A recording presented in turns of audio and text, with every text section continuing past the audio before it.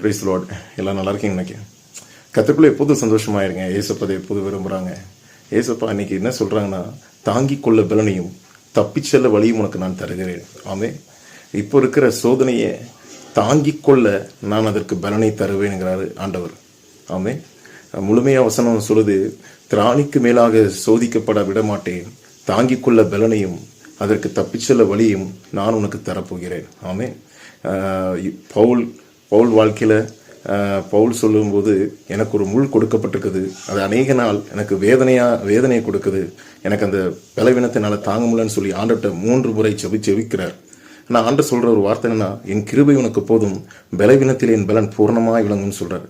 இன்னைக்கு ஆண்டவர் அதே மாதிரி தான் உங்களுக்கு சொல்கிறாரு, தாங்கிக் கொள்ள நான் பலனையும் தப்பிச் செல்ல வழியும் நான் உனக்கு தருவேன். ஆமே. இங்கே இப்போ காணப்படுகிற போராட்டங்கள், பிரச்சனைகளை தாங்கிக் கொள்ள பலனையும் அந்த பலனையும் கொடுத்து உங்களுக்கு அதை தப்பிச் செல்ல வழியும் அவர் அமைத்து கொடுக்கிறாராம். ஆமே. அதனால சோர்ந்து போகாதீங்க.